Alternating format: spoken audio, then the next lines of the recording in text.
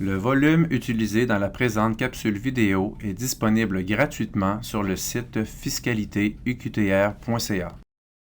Le présent volume est mis à jour annuellement. Assurez-vous d'utiliser la version à jour.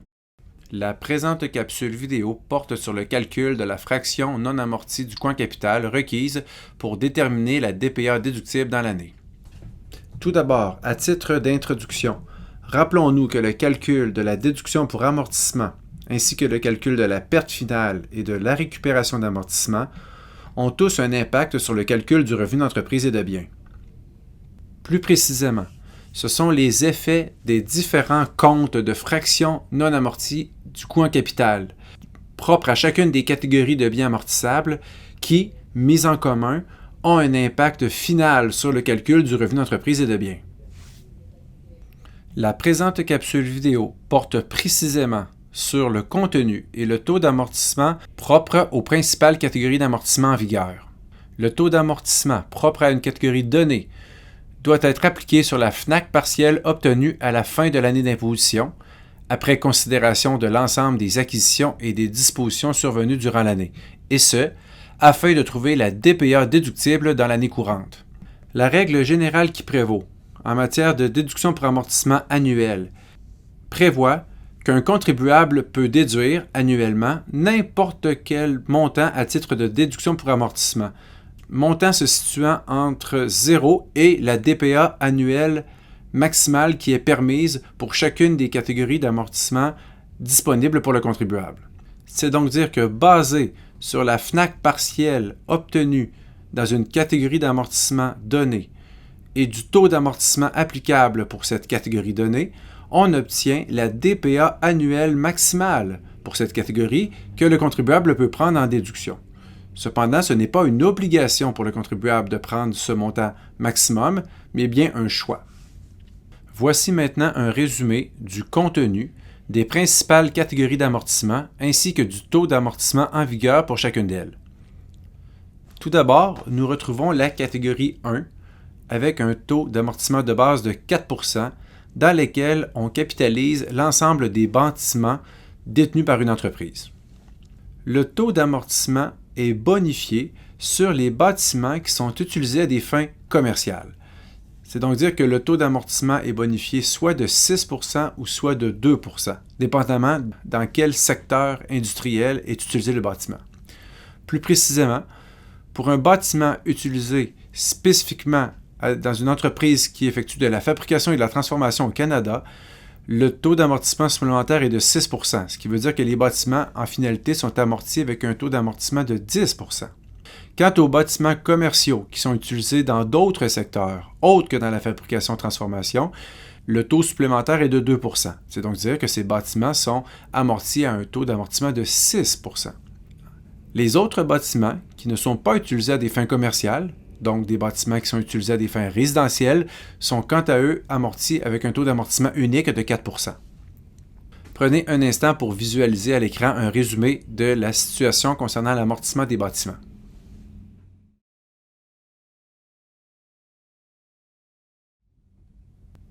Aussi, la catégorie 8, amortissable au taux de 20 %, comprend tous les biens qui sont tangibles et utilisés par l'entreprise et qui ne sont pas visés par une autre catégorie. La catégorie 8 constitue ni plus ni moins que le fourre-tout pour une entreprise dans lesquelles se retrouve la majorité des biens amortissables tangibles qui ne sont pas visés spécifiquement par une autre catégorie. On y retrouve à titre d'exemple les différents équipements, mobiliers, machinerie et outillages utilisés par l'entreprise. La catégorie numéro 10, avec un taux d'amortissement de 30 %, comprend quant à elle tout le matériel mobile, c'est-à-dire qui est sur roue. On y retrouve donc des voitures, des camions, des autos, en autant que leur coût n'excède pas 30 000 $. Pour les voitures dont le coût excède 30 000 $, il existe une catégorie distincte qui est la catégorie 10.1, auquel est attaché le même taux d'amortissement de 30 % et dans lequel on réserve la capitalisation des automobiles ayant un coût de plus de 30 000 $. Plusieurs règles particulières s'appliquent au fonctionnement de la catégorie 10.1 et seront vues dans une capsule vidéo distincte. La catégorie 12, quant à elle, est amortissable à un taux de 100 % et comprend du matériel dont la désuétude est rapide, soit des petits outils qui coûtent moins de 500 $, des logiciels d'application ainsi que des disques vidéo destinés à la location. La catégorie 16, quant à elle, avec un taux d'amortissement de 40 %, comprend les taxis, les automobiles destinés à la location ainsi que les camions remorques qui pèsent plus de 11 788 kg, donc essentiellement les trains routiers. En catégorie 17, avec un taux d'amortissement de 8 %, on retrouve les constructions de surface, telles des chemins, trottoirs, aires de stationnement, routes, pistes d'atterrissage. La catégorie 38, avec un taux d'amortissement de 30 %, comprend tout le matériel possédé par un entrepreneur en construction et qui est mobile, donc le matériel qui se déplace d'un chantier à l'autre.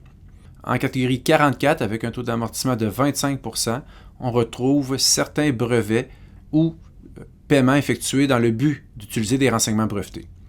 La catégorie 44 comporte plusieurs particularités et est traitée dans une capsule vidéo distincte. La catégorie 50, avec un taux d'amortissement de 55 %, comprend la très grande majorité du matériel informatique, tels les ordinateurs, périphériques, composantes de réseau, ainsi que les logiciels d'exploitation utilisés dans les ordinateurs. Quelques catégories d'amortissement prévoient un amortissement linéaire. C'est le cas pour la catégorie 13, dans lesquelles on capitalise les améliorations locatives. Le fonctionnement de la catégorie 13 fera l'objet d'une capsule vidéo distincte. La catégorie 14, quant à elle, comprend certains contrats de concession, de franchise, des permis ou des licences payées par une entreprise. L'amortissement linéaire se prend sur la durée de ces actifs. Encore une fois, la catégorie 14 fait l'objet d'une capsule vidéo distincte. Finalement, la catégorie 29, avec un taux d'amortissement linéaire sur 2 années, comprend les équipements qui sont acquis par une entreprise et qui sont utilisés spécifiquement pour effectuer des activités de fabrication et transformation au Canada. Finalement, 2 règles ont aussi un effet sur le calcul de la déduction pour amortissement, soit la règle du demi-taux et la règle de l'année d'imposition comprenant moins de 12 mois. La règle du demi-taux prévoit que le taux d'amortissement originalement prévu pour chacune des catégories de biens amortissables vues à l'étude soit réduit de moitié lorsqu'il est appliqué sur un bien acquis en cours d'année. Plus précisément, la règle du demi-taux s'applique sur les acquisitions nettes survenues dans l'année, c'est-à-dire sur les acquisitions de l'année moins les dispositions de cette même année. Cette règle a comme objectif de tenir compte du fait qu'un bien qui est acquis en cours d'année ne devrait pas permettre le même taux d'amortissement qu'un bien qui a été détenu durant toute l'année. Cependant, dans un souci de simplicité, la règle du 50 %, qui est somme toute approximative, est appliquée sur l'ensemble des acquisitions nettes survenues dans l'année, peu importe à quel moment de l'année l'acquisition a eu lieu. La règle de l'année d'imposition comprenant moins de 12 mois est quant à elle différente. Elle vise spécifiquement les situations où une année d'imposition pour un contribuable donné s'étale sur une période de moins de 12 mois. Dans ce contexte, l'ensemble des taux d'amortissement applicables pour toutes les catégories d'amortissement est fractionné proportionnellement au nombre de mois compris dans l'année écourtée. À titre d'exemple, si pour une raison quelconque, une entreprise a une année d'imposition qui dure 7 mois, c'est donc dire que l'ensemble des taux d'amortissement applicables pour l'ensemble des catégories d'amortissement en vigueur pour cette année donnée seront fractionnés par un rapport de 7/12. Cette règle est mise en place dans un objectif d'équité pour faire en sorte qu'une entreprise ne puisse pas amortir avec les mêmes taux d'amortissement qu'une autre entreprise si son année d'imposition n'a pas duré une année complète. En l'absence d'une telle règle, il serait avantageux pour des entreprises d'avoir des exercices écourtés, puisque pour chaque exercice écourté, s'il y avait un plein taux d'amortissement accordé, cela ferait en sorte de pouvoir amortir plus rapidement les immobilisations en multipliant les exercices écourtés et donc la fréquence où la déduction pour amortissement serait prise. C'est donc dire que la règle de l'année d'imposition comprenant moins de 12 mois élimine cette distorsion, élimine cet avantage et amène une équité entre les différents contribuables. Afin d'illustrer ces 2 règles, regardons ensemble quelques exemples.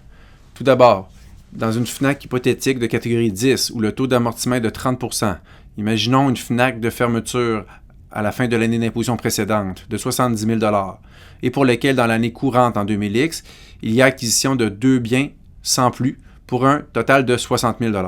C'est donc que la FNAC partielle à la fin de l'année est de 130 000 $.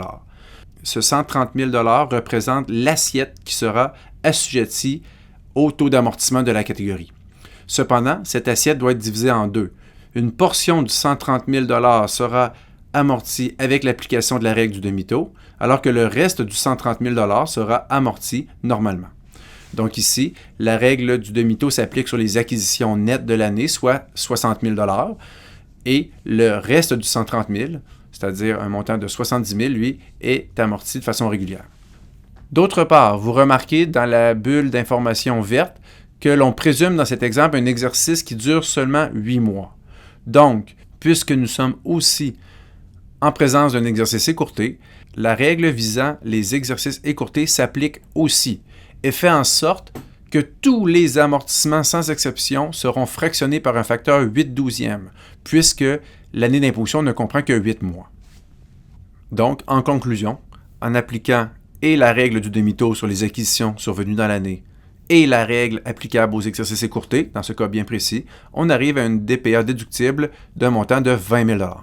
Prenons un autre exemple, une FNAC de catégorie 10, mais cette fois-ci dans un exercice régulier, c'est-à-dire un exercice qui a une durée de 12 mois. Dans l'année, nous avons une acquisition de 35 000 $ et 2 dispositions pour lesquelles, pour chacune d'elles, on doit retrancher de la FNAC le moindre du coût ou du produit de disposition. Donc, nous retranchons 20 000 et 8 000 respectivement pour les deux dispositions. C'est donc dire qu'à la fin de l'année, la FNAC partielle est de 77 000 $. Encore une fois, cette FNAC partielle représente l'assiette amortissable sur laquelle on devra appliquer le taux d'amortissement.